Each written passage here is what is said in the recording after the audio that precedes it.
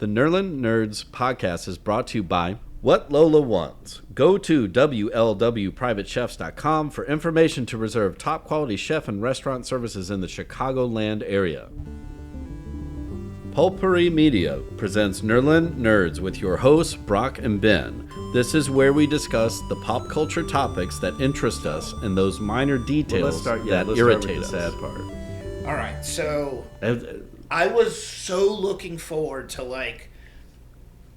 Vic getting the slap on the back, attaboy, you made it, you had to kill somebody, he has that whole it gets easier. Yeah. Come on, kid, let's go do this. I watched him grow. I was starting to think, if you did a spinoff of this show, Vic would have been the spinoff. Correct. Of, maybe he goes to Bloodhaven and he's the crime boss in Bloodhaven, and then you do, he's fighting Nightwing and shit like that, or whatever. He's not doing anything because he's dead. Oh, God, that was a rough... Oz, no. Oh, my heart hurt when he was doing that. Well, and in episode 8, you had two gut-wrenching episodes. One is Vic's death scene. Yep. And then the one where Oz comes to brag to his mother. Yep. And I'm not crying. All of a sudden I stopped up. All right.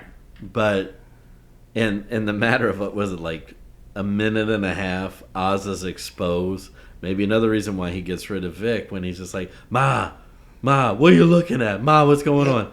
Just tell me you're proud of me. Yep. Oh, fuck. You just went through a therapy session with no therapy. He, a true sociopath. Yeah. And that, you get it, and they showed glimpses. Well, his mother was a mainstay the whole show. Yeah. And you always knew that, he was super close to his mom, and his mom just wanted him to get to where the penthouse. So she could take advantage of him for killing her two kids. Correct. Yeah. He is the strong arm. Yeah. For her. He is her weapon, her blunt instrument to get what she wants. Yeah. She got it. She's just a vegetable. Correct. We got Norman Bates in this motherfucker in a penthouse. But that hospital scene was rough. It was, Ma,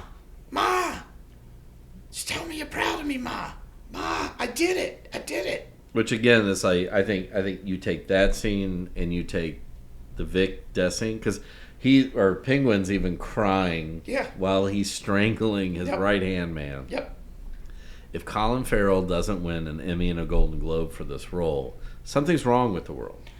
Yeah, I don't know. Someone's got to. Someone has to top that. That just can't be Jason Sudeikis put the mustache back on for Ted Lasso. So I was trying to think of the series that have come out this year, right? So, the second season of your Game of Thrones. Oh, nonsense. yeah. House of the Dragon. Nobody matches that intensity, though. Right. Severance, but that was 2 years ago. Yeah. The new one doesn't come out until next year. Right. When did... how many people... The Last of Us, that was last season. Correct. Last season. Cycle, yeah. See, what else has come out this year? The Dune show now and Silo... Yeah. But nobody, I would love to hear more about really, starting with, and that's another thing too that it really impressed me about Colin Farrell is you go back and watch The Batman. And he has this, the accent doesn't change, the walk doesn't change, the mannerisms. I'll even give it up because the kid had it. Yeah. The kid had that walk. Yeah. Because he had Forrest Gump legs. So to do that, to create a character for a movie, take a hiatus, and then come back and do a full-blown series, right. and it's the exact same. There's it's not all of a sudden he's got a heavier accent or no. Nope, it's the same, and that he somehow encapsulates he does this in my mind it would be a hybrid of young Brando and Pacino. Yes. Melds them into and one. He dialed up that what you call the old time gangster talk. Yeah. Yeah. Oh no, yeah, like I can't even do it. yeah, I can do the ma. I'm trying to where it's always weird words. But it's like like foil. Yeah, like exactly. that's he needs to win something. Yeah. He needs to get She should even be nominated for something as well. Oh, Christine Milioti. Yeah. She's awesome. Yeah, but she's fantastic. So yeah, Oz. The mother scene. I still can't get over. Like he goes through all that in the hospital. Yeah. And then still is like, no, I'm going to keep her alive. Yep. Yeah. They were like, she's in a vegetative state. Where are we at? Oh, you just started the timer? Yeah. No, I'm going to figure it out. Because they were like, there's nothing you can do. And then that's when he freaks out. But instead of like letting her go, no, he holds on. He holds on and he gives her what she always wanted, a hospital penthouse, and he's keeping her alive. Right. Like Norman Bates. Like that is some dark fucking shit. Yeah. No, well, and so a couple of things that I've heard that were fairly interesting. One of which we talked about last week. So the psychiatrist. Yes. So there was a scene where they show his setup when he moves in with Sophia. Yes. And in the scene, you can see a scarecrow mask and the glove with the needles on it. Yes. From the video games and the comics. So that was right. So or at least it's some teaser, which again, like the way that they're presenting it, everybody can have some variation of the name. So he's probably got like Crane somewhere. Oh, I'm sure in there.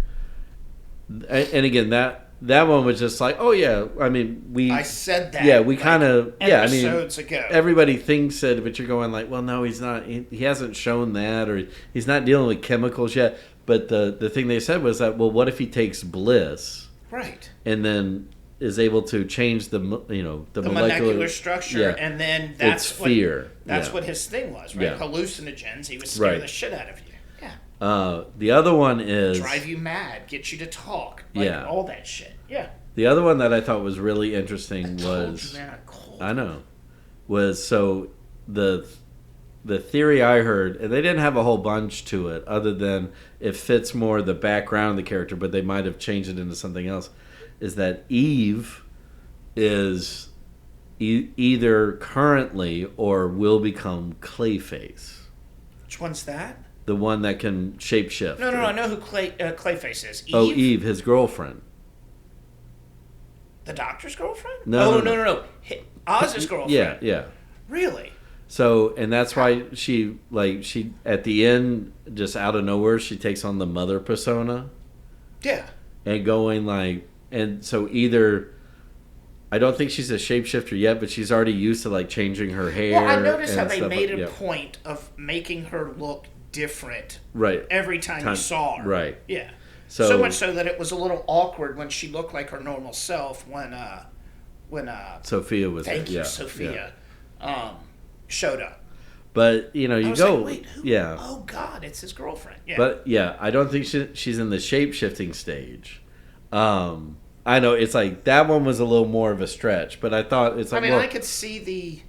But that would play into how Matt Reeves is setting up this Batman universe of it's really dark and fucking demented. Yeah. So what if she does become Clayface, and that's part of the reason Penguin will give her whatever she wants is she can turn into his mother.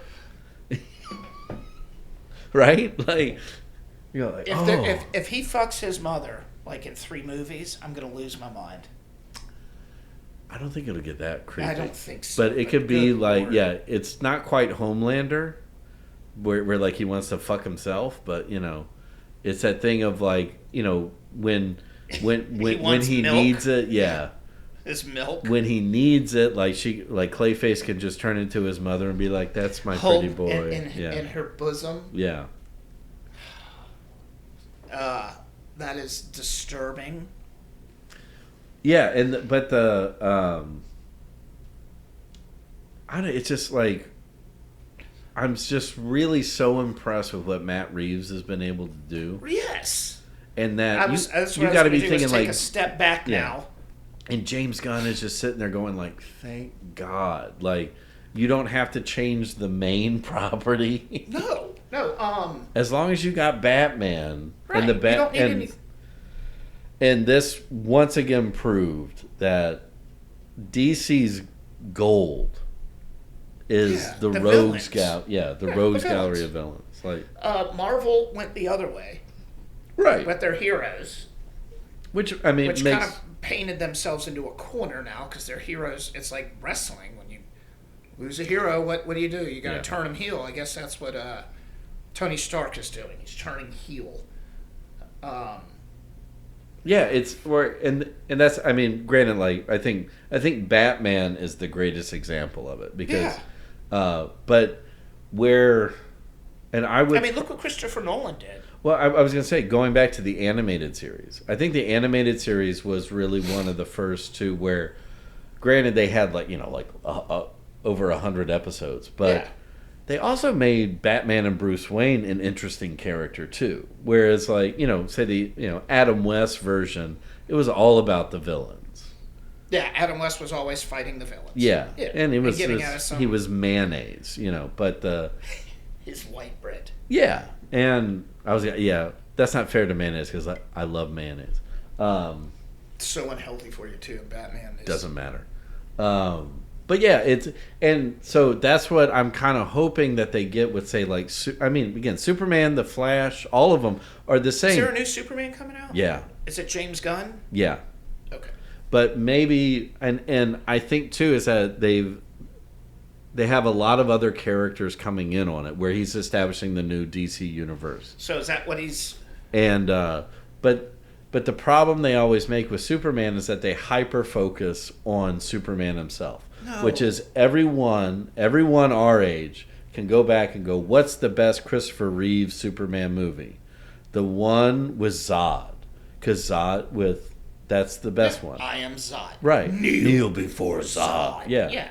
And you had 3 villains in that. Three Kryptonians trying to take over Earth. That's and why Superman lost his powers. Right. And Lex Luthor was still there doing Lex Luthor things. Yeah, he's that Gene Hackman in the background. Right. And what's this, Beatty? Ned Beatty. Ned Beatty was his sidekick. Yeah, man, that fucking... Right. That's what sold that. I mean, like, the first Superman's good because, like, nobody had ever seen that shit before. Right, exactly. But it's really Superman 2. That's the crown jewel. That is the shit. Correct. Yep. And it's and granted, Christopher Reeves is fantastic.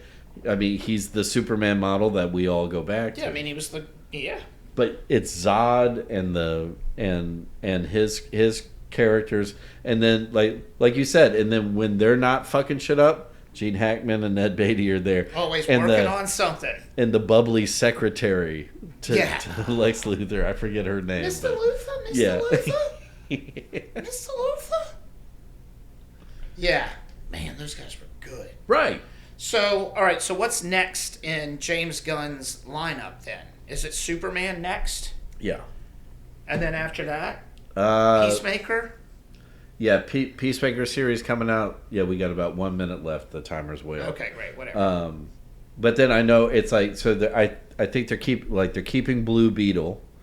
So they should. Yeah, that kid. They're going to give that another shot. But that, like they're introducing a bunch of new versions of the characters in the new Superman movie, like the Hawk that was in Black Adam. They're bringing that back, but it's a woman this time. Yeah, I don't know who that is. I mean, I know who it was in the movie, but I don't know. They're planning a Green Lantern Corps. Oh, I did see that on Max. I did see that. But that's like 5 or 6 of them, so that's going to work out well. Yeah, that's the core. Yeah, or whatever you call them, the super group. Yeah. The following segment has been brought to you by Whatever Lola Wants. Go to WLWPrivateChefs.com for information to reserve top quality chef and restaurant services in the Chicagoland area. The Nerlin Nerds podcast is a production of Pulpery Media, produced and edited by Ben Grimion, marketing by Brock Ryder, graphic design by Beck Ryder and Ben Grimion, music by the Heisenberg Compensators.